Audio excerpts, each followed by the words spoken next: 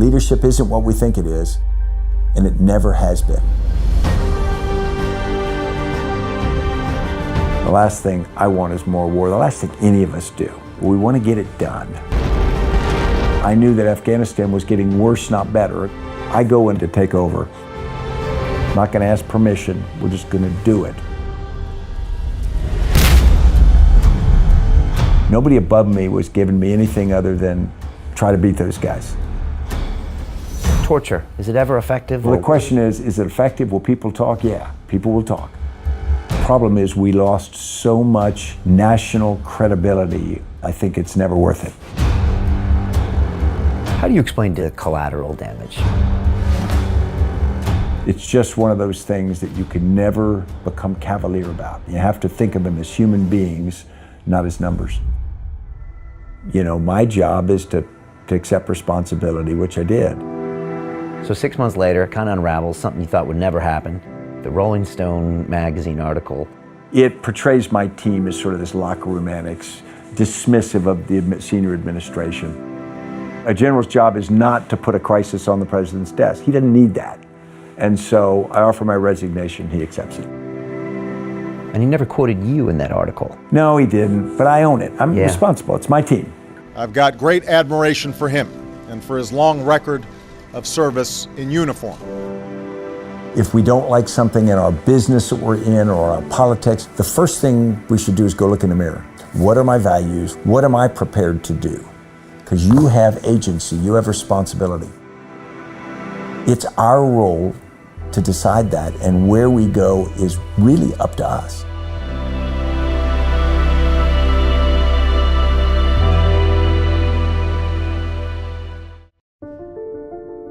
They say that the human race is doomed, that we have lost touch with our true nature, that the media has corrupted us, and that the planet has no future.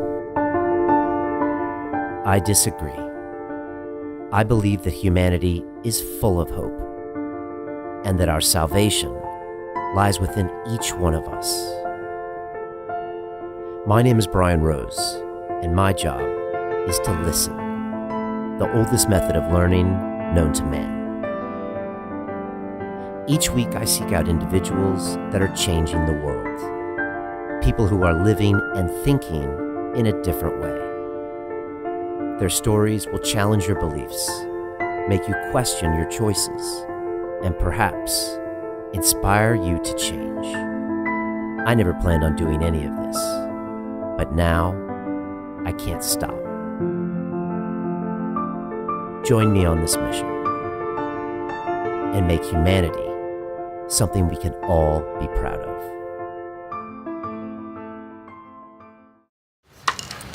I won't lie. It's very intimidating when a 4-star general walks into your studio, and that's what happened here. General Stanley McChrystal, the author of Leaders, Myth and Reality, walked in. He was a pivotal figure in both the Iraq and Afghanistan wars, personally responsible for capturing Saddam Hussein, killing one of the top-level leaders of Al-Qaeda. He then went on to Afghanistan and was unceremoniously fired by President Obama after a 34-year career. And then he went and rebuilt himself. He created the McChrystal Group. He went to teach at Yale, and he talked all about this stuff during my conversation, including Abu Ghraib, which was the prison that he oversaw, and all of the bad press that came with that. He was raw. We talked about torture, about leadership. I know you're going to enjoy this incredible conversation with just an amazing man, and I think it's going to teach you a lot about who you can be. And that's what we do inside the London Real Academy. I teach leadership because it's time to lead yourself. Stop making excuses, stop the procrastination, and go ahead and start that business, start that podcast, get up and publicly speak, or change life habits, your eating, your movement practice, your meditation. That's what we do inside the Academy. I personally mentor you, and here's a bit more about what we do. London Real doesn't stop when the conversation ends. You see, that's when we get started. Because everything begins with a thought, and then comes the action. The London Real Academy is our global transformation platform. Here we bring together thousands of students from over 75 countries. Whether you want to build a profitable business from your passion, or learn to speak to inspire, or broadcast yourself with your very own podcast, or accelerate your life to become a high-performance person, we have the online accountability course and personal mentoring program that will make your dream a reality. Join us, and we'll take your life to the next level together. Our next accelerator course is starting soon.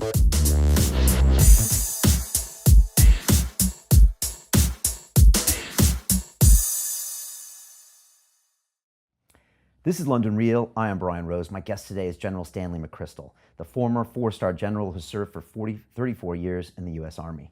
In 2003, you were directly involved in the capture of Saddam Hussein in Iraq. In 2006, your forces were responsible for the death of al-Qaeda leader Musab al-Zarqawi. And in 2009, you took command of all American coalition forces in Afghanistan. Following your public retirement in 2010, you became a senior fellow at Yale University and co-founded the McChrystal Group.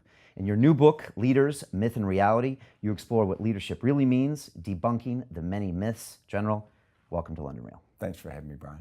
What's it like being in London from a military perspective? Because I'm sure I don't see it, but it must be everywhere.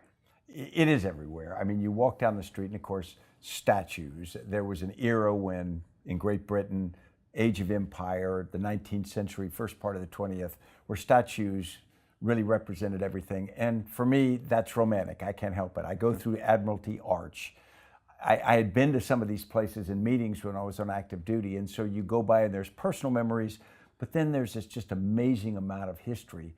And you allow your mind to go back even further to 1940 and the Blitz and things like that. And so it feels almost like a military town, even though it's a city, it's a capital city. Yeah, it is interesting because it really is a lot of military here. Trafalgar Square, the HMS Belfast is parked right in the Thames. I mean, you wouldn't see that in DC or other places. I mean, have a full-on warship there. I mean, this country is steeped in it. You can still see the shrapnel scars down on the Thames of, some artifacts from Egypt that were there in the bombing of the 1940s. I mean, it really is a big part of this culture, isn't it?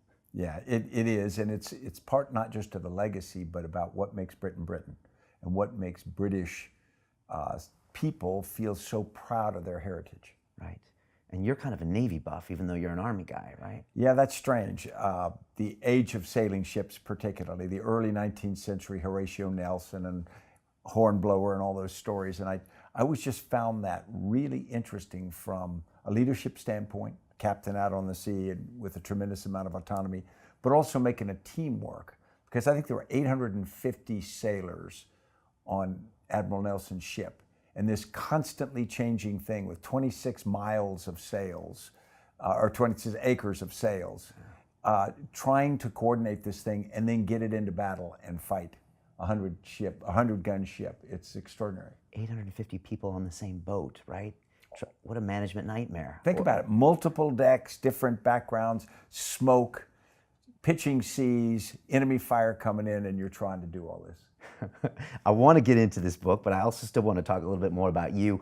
When you see Nelson on the top of that column and the guy with the one arm and, there's pictures of him dying on one side of Trafalgar Square. I mean, you must have thought about some of the things you talk about in your book, the myths and the realities. I'm sure you must have looked into some of British naval history. You can't help it because they're iconic. And of course, Nelson's iconic.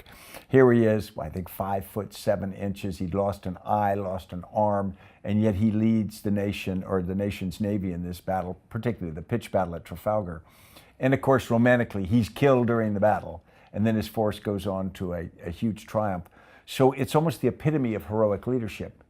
But when you peel back on it, he was a heroic guy, but there were many more sailors flogged as they left Trafalgar coming back to England after the great victory than we want to admit. So, I mean, it was also, there was a tough side to it. Right. And he was a tremendous, I want to say, decentralized leader. He viewed his captains as entrepreneurs of battle. So what he did was he had these middle-class captains in the British Navy in those days. And it was different from the French or Spanish Navy where you tended to have people of more noble birth. British middle-class captains were steeped from the day they became a midshipman, in how to sail a ship. And so they were masters of their craft.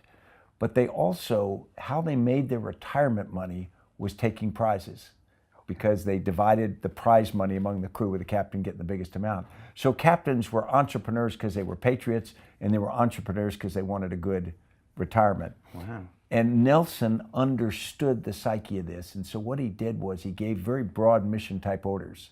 And then the famous order before the Battle of Trafalgar that said, no captain can do very wrong if he puts his ship alongside that of the enemy. And he's basically saying, you guys sort it out once it gets in the fight. Right, so go for it. Exactly. That's what he told them to do. Exactly. And interesting, I didn't realize there was kind of a capitalistic, side of that too. So not only you get the victory, but you can get the bounty as well. Exactly. What a capitalism at its finest, right? And what they found is more noble or wealthy captains who were put by position in the French and Spanish Navy didn't do as well, because there wasn't that same drive. Interesting. Wow. And so the whole point of this book, from what I understand, is to try to debunk some of the mythology of these leaders, so we all can, first of all, not ask our leaders to live up to be these mythological people, and to accept them for their flaws and their attributes. And so we all can step up as well and become leaders. Is that a reasonable summary of what you're doing? It really is. If you think about the leaders that you've studied in history, superficially, they are perfect.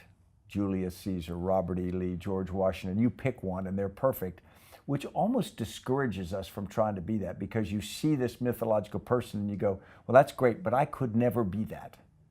When you get close to the reality of those leaders, in fact, it's much more approachable. It's much more realistic. They are flawed. Julius Caesar comes to the Rubicon River, and we think, crossing the Rubicon into Rome. He takes the 13th Legion, and we think he's decisively crossing the Rubicon. Actually, he stops on the near bank and frets over it. He hand wrings, should I go, should I not go? And then when they cross the Rubicon, it's ankle deep. So it's not nearly as dramatic an event at the moment, nor is he as decisive a leader as we want to believe. But at the end of the day, he makes the decisive move, and he goes on and becomes the dictator of Rome. Right. So these people were capable, but history is written by the victors. And so we rewrite them to be even bigger than they are. And we rewrite it because we want them to be bigger than they are. Right. There's a tradition in biography to treat the subject as the star of the play. So you put the spotlight on them and you follow them through their life. Well, with a spotlight on that central person, everything else is slightly in the shadows. And so the other people around them, the other factors, get minimized. And that person becomes the central thing in each scene. And in reality, that's not how things work. Right. Tell me about your own leadership, because you said something really interesting, I think, on one of the interviews, where you said, I don't even remember events of my own leadership correctly. Yeah. As in, I thought it was this, but when I look back, it was something else. That's very honest. But I wonder if you could expand on that a little bit. You know, we all fall into this mythology of great leaders. And as I got more senior, as more people start telling you, oh, you were a great leader, there's a danger you start believing it. Okay. Why is that dangerous? Well, because once you think you've got the right answer, you've figured it out, there's a certain arrogance. It's not intentional, a lack of humility. And humility keeps you listening. Humility keeps you learning. Humility keeps you sensitive to the things around you. I don't want to say that it makes you paranoid, but humility makes you careful that you don't already have the right answer. When I wrote my memoirs, what happened was I thought, okay, this won't be hard because I was there. Right. And so we did all these interviews to get more details on things that had happened. And what we found was most of my memories weren't wrong, but they were totally incomplete. And so I would make a decision and then there'd be an outcome and I would get credit or blame and I'd say, okay. But then when we did the interviews, we found many, many other people did things in many cases that actually had much more to do with the outcome than anything I did. And so as a consequence, I started to say, well, I'm in the play, but maybe I'm not the star. Okay, what was the biggest example of that? Well, we went after one terrorist in Afghanistan and I had given the order to go after Mullah Abdullah Lang, and he was a one-legged Taliban leader, a really tough guy. Right. And so we had to do this operation, and I'd basically given the order, get him and go after him here. Okay, and we went after him and we got him. In reality, what I'd given was completely wrong initially, and so more intelligence came in, people modified, they didn't do it the way I had suggested that they do it, yet we got the outcome, so I sort of basked in the how smart am I? Right. And in reality, all I'd basically done is unleash them to do the right thing, and they made it happen. And for some reason, you know, in the march of war and things, I just never got the details in the moment. And so, but it's helpful to get it later. Right, but it's also your job to take ownership of the good and the bad for whatever happens. I mean, that's something that you've always done. You have to. And people worry about it. They sometimes don't want to delegate decisions because they're afraid they'll be responsible, or some people, if something goes wrong, they go, well, actually, my people below that did that. There's no point in that. I mean, you just have to accept responsibility because you are responsible. You certainly take the credit when it goes. And so it keeps faith with the people below you just to say, it goes with a position, I accept it. Okay. It's life. I want to ask some leadership lessons, different points in your career. Take me back to the 70s at West Point. Yeah. First of all, what's it like at West Point? And also, what was it like back then? Because for civilians, we probably have this version of what you guys do in there, but what is it really like? And I'm sure you learned a lot of these core lessons there. Yeah, I did. Many of them sort of kicking and screaming. I got to West Point in 1972, which was a pretty interesting time. It was the tail end of the Vietnam War. So the U.S. Army was badly damaged. The superintendent was relieved of command right before we got there for cover-ups with the My Lai massacre. Wow. So there was this sort of pall over the officer corps in general, and the faculty then was all young officers, many just recently back from Southeast Asia. So they represented that. And so the military was lacking confidence. They were worried about integrity. We hadn't done very well in some things in Vietnam. And so West Point was, on the one hand, steeped in long-term tradition, so there was a lot that just was continuing on. But it was trying to examine those lessons and try to be appropriate for the future, correct problems before they occur later. So it was also a time when getting into West Point was a little bit easier because it wasn't as popular. Right. So I tell people all the time, I got in the Academy's easiest year ever to be admitted. And here I am. But at the Academy, it was an awful lot of tradition of do things the way they had been done under Sylvanus Thayer, who's considered the father of the Academy at the beginning of the 19th century. Daily recitations, a lot of discipline, a fourth class or plebe system that involved hazing and that sort of thing. Some of it was absurd, but the idea was you put people under pressure, both in that fourth class system and then the whole 4 years, pressure of time, pressure of performance, and you make a better officer.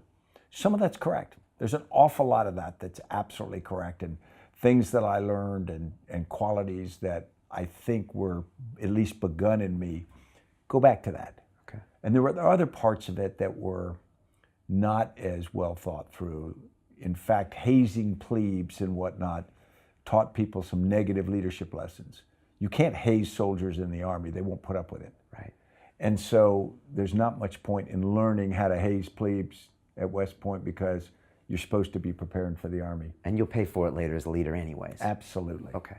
So there were some positive and negatives, but for me it was very good from the standpoint of it forces you to be organized, it forces you to get things done, it forces you to be on time.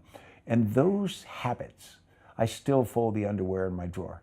My wife laughs at me, but I developed a lot of pretty helpful habits that have stuck with me, and I think there's value in that.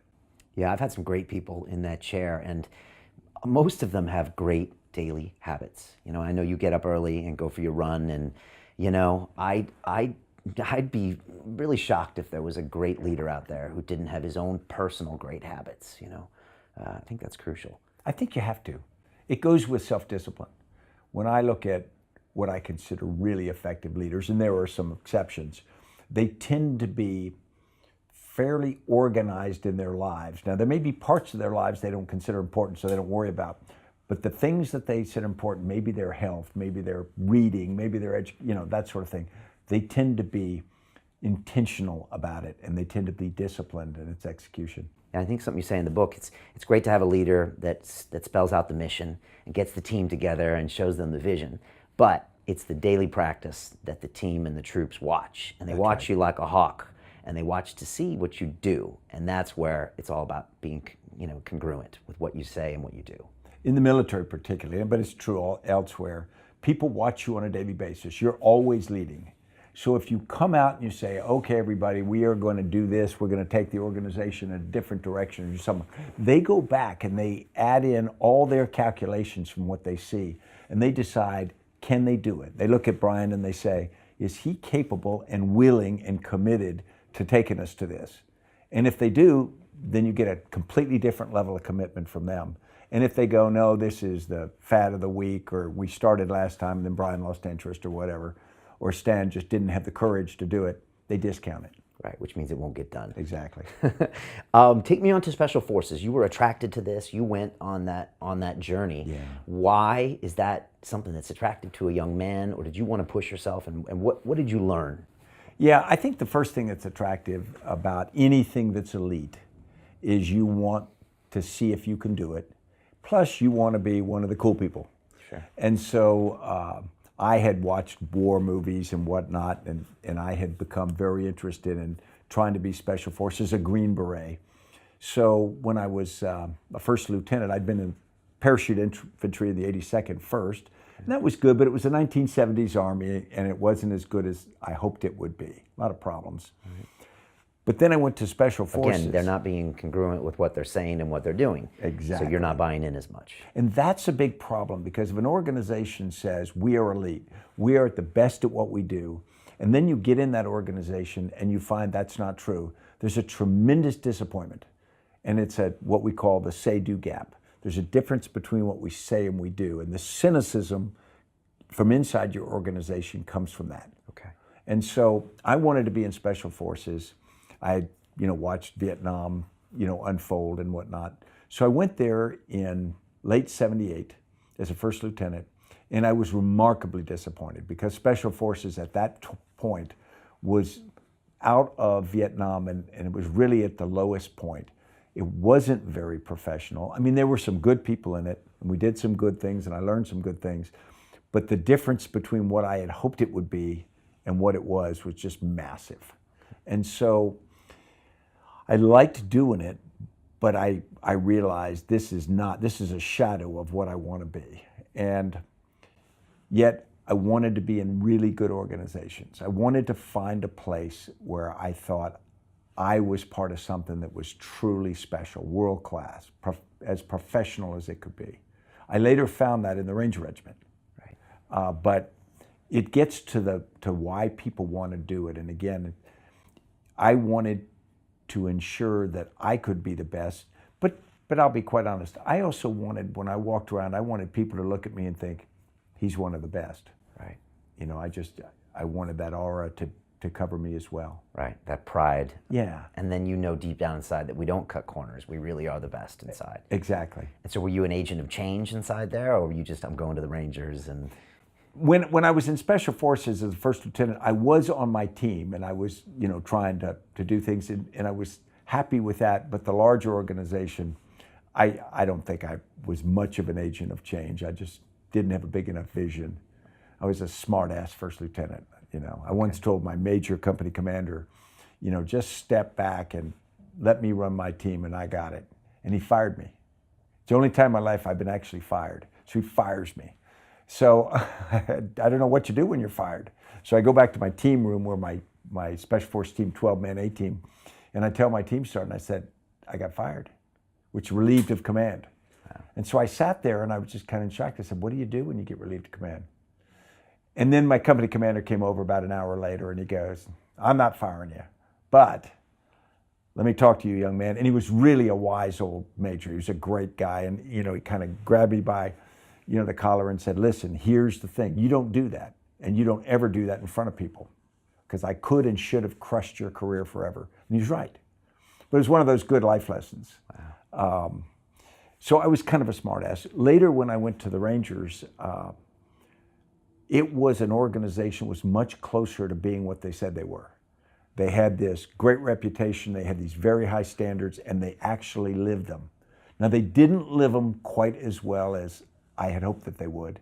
So there I did become an agent of change, one of several who were pushing to make sure that what we said we were, we actually did. Okay. I want to fast forward to a few dates Yeah. and just give me your perspective on leadership lessons and what you remember from them. 2003, capture of Saddam Hussein.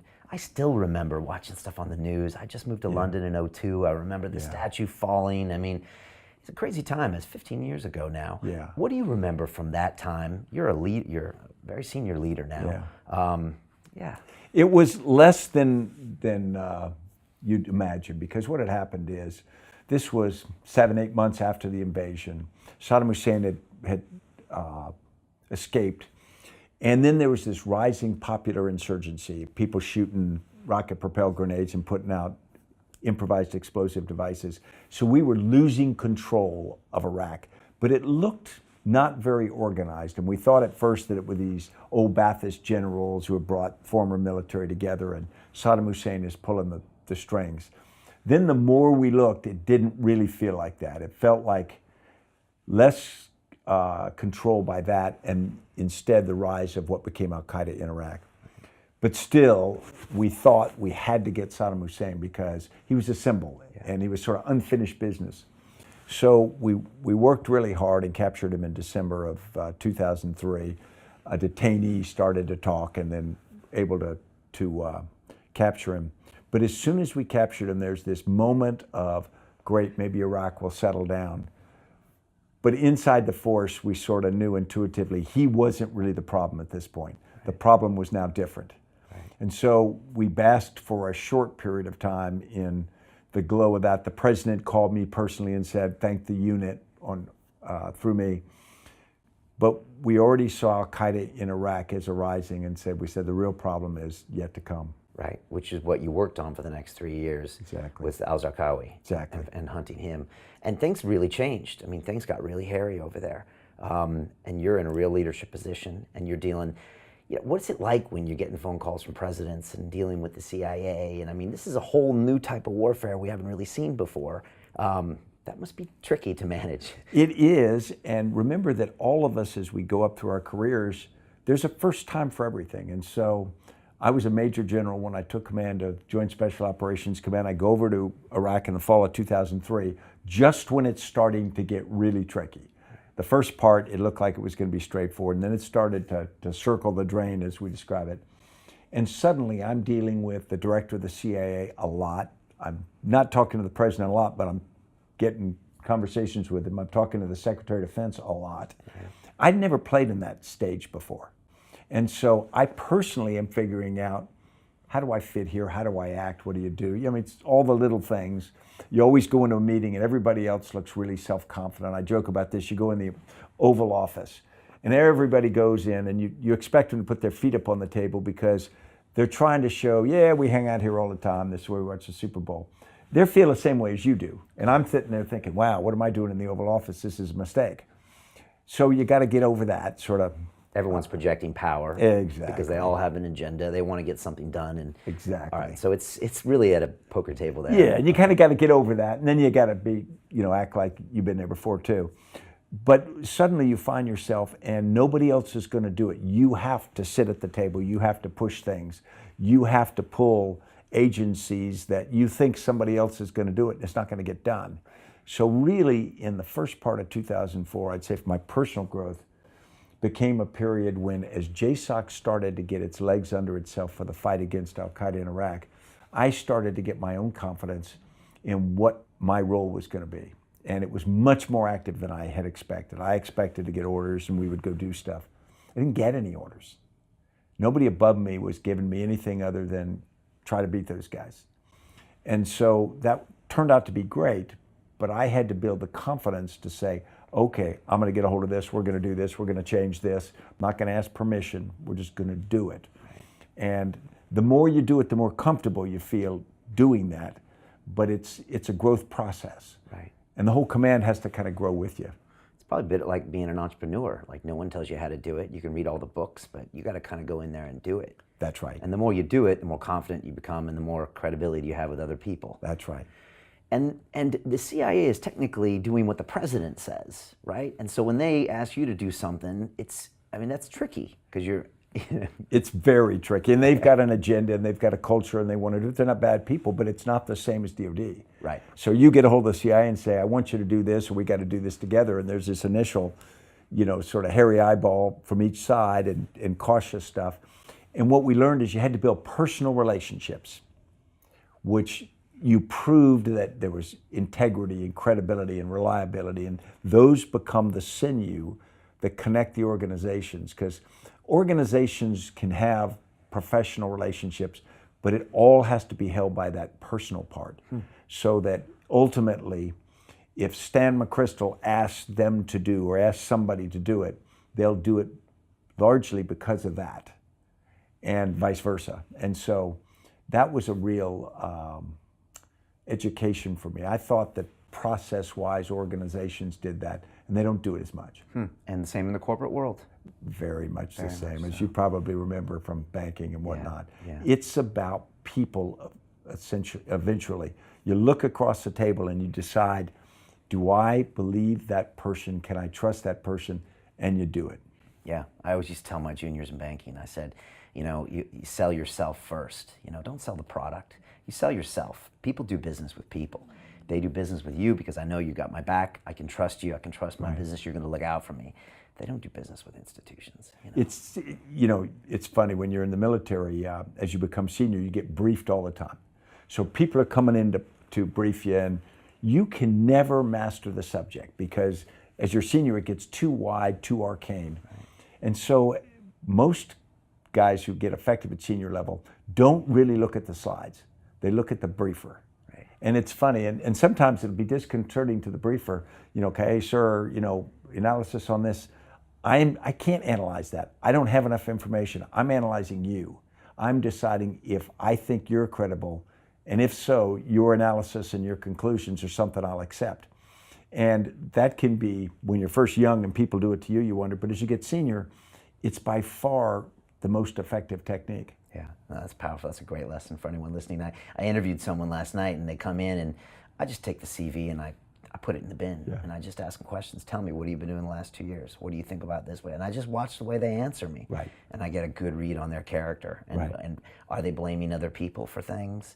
Are they taking responsibility? Are they admitting to failures? Are they showing lessons learned? That tells me a ton about how they'll behave in the field.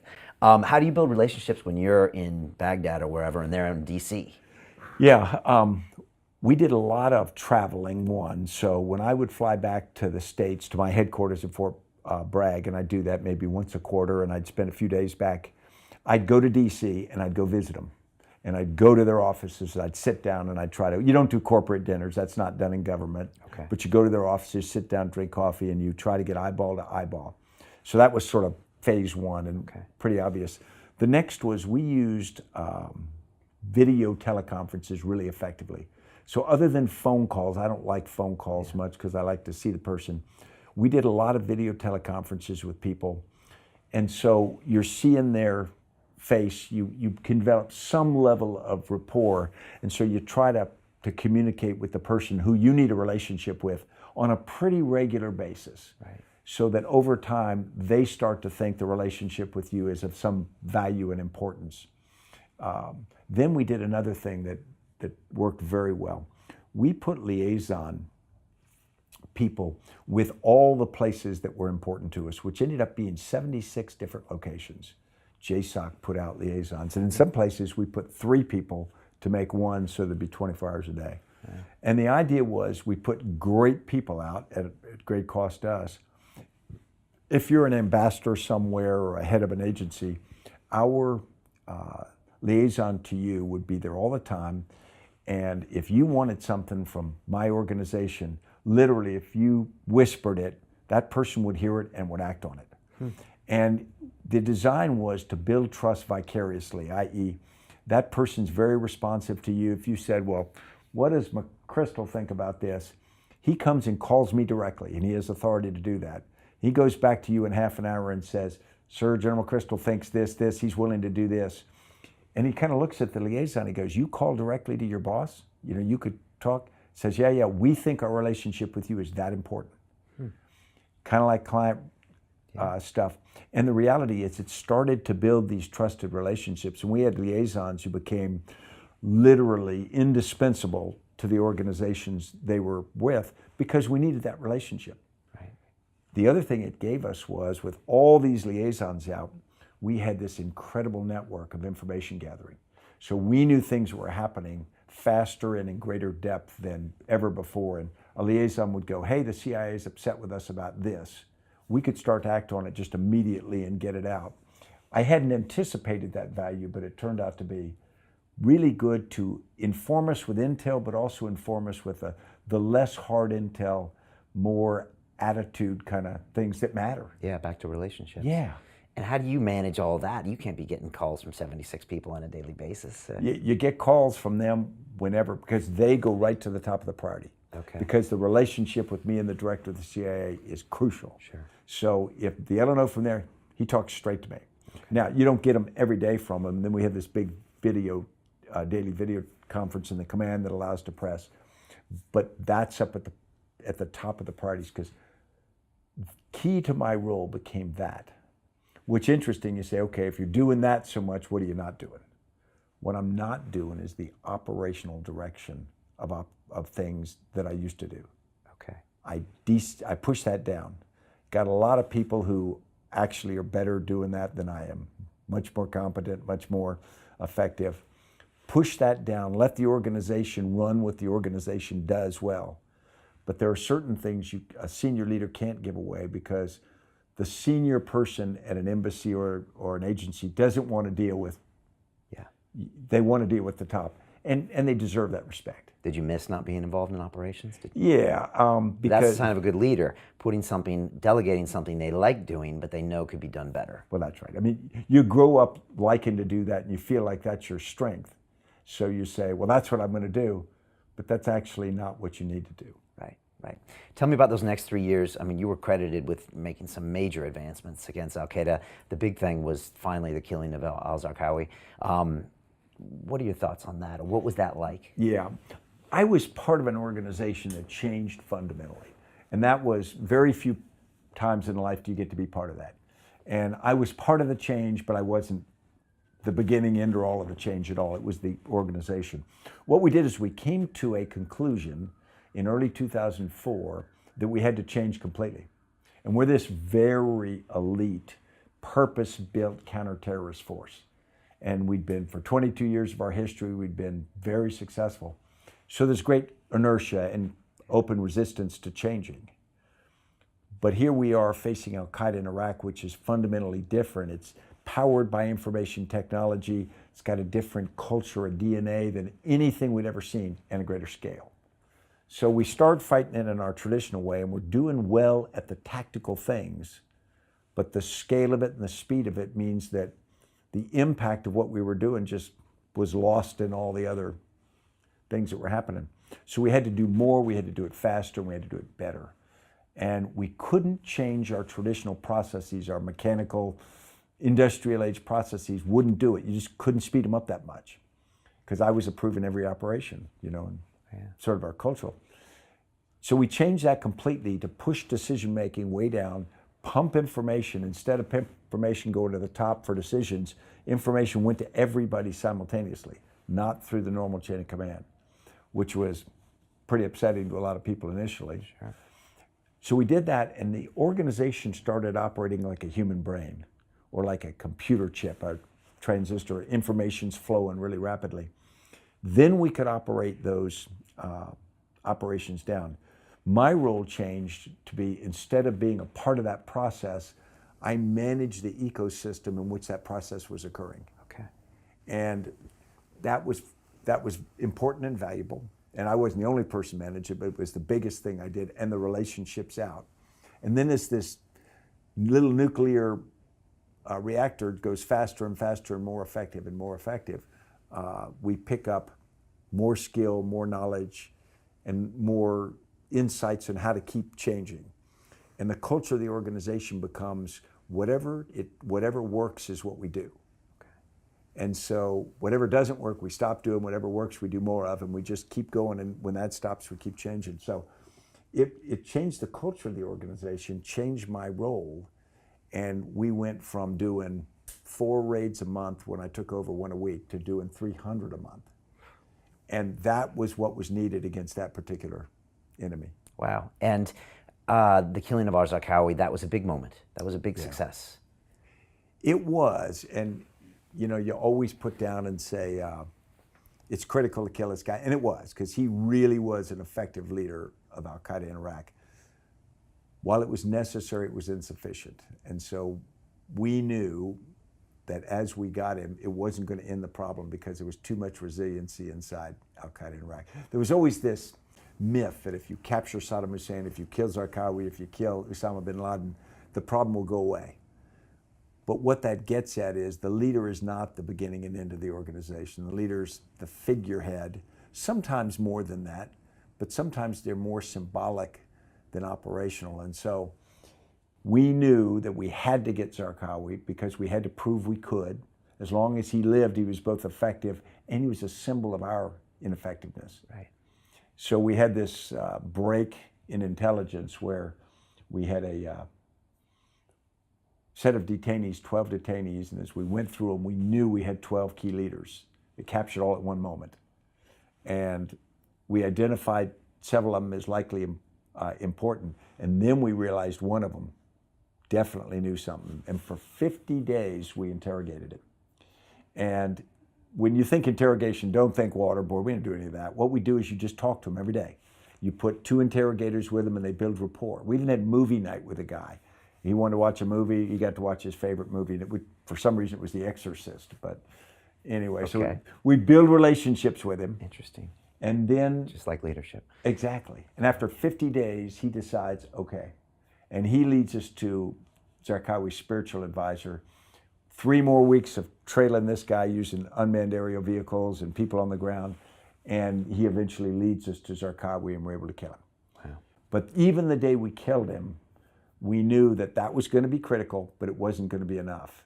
And so we killed him in the afternoon, and we did 17 more raids that night to try to keep up the momentum. And we had fought 2.5 more years against his team, his organization. How do you explain to civilians the collateral damage? People that maybe don't understand what's going on there, because he had family around him when you bombed al-Zarqawi. Yeah. I mean, that's a conversation you must have to have a lot of times with people. Well, on the mechanical end, there's the collateral damage. Everything you do, you calculate collateral damage beforehand. If you're going to drop a bomb, there's actually a computer program you run. And collateral damage is not just structure, it's obviously potentially innocent people. And so there was a set of rules of engagement that drove it. So we went to incredible efforts to try to minimize collateral damage whenever we could. Sometimes you accept it, and sometimes you say, we're going to do this, and there's either the possibility or high likelihood other people are going to get killed, and that becomes a value judgment that's kind of hellish to make. Yeah. But you do it. When we went after Zarqawi, I believed that his family, his wife and children, were in the house. I was confident of that. I couldn't confirm it, but I was confident. So when we made the decision to bomb the house, I did that, with that assumption. I don't have sleepless nights over that. His effectiveness to the enemy and the horror that he brought, in my mind, clearly justified it. It's just one of those things that you can never become cavalier about. Right. You have to think about it. You have to think of them as human beings, not as numbers. Right, but it is the logical military decision, and that's what you got to move forward. Absolutely. Because you're evaluating all the damage he's doing to the civilians around him and to your forces. Exactly. Okay. Abu Ghraib, you were quoted as saying that you met a lot of people in the insurgency that used that as a moment to kind of sign up. And I had actually a guy named Dr. Philip Zimbardo here who was involved in something called the Stanford Experiment in the 1960s. Where I read about it. Oh yeah, well, I had him here, and it was fascinating because he kind of set up an Abu Ghraib type situation where he took a group of Stanford students, split them in 2, said 1 were guards, 1 were students, said do whatever you want to do, and it soon turned into this situation where they were kind of demeaning these people, and he talked about it and how all humans could kind of go there. Your thoughts on what happened and how you could manage it, and what you learned from it?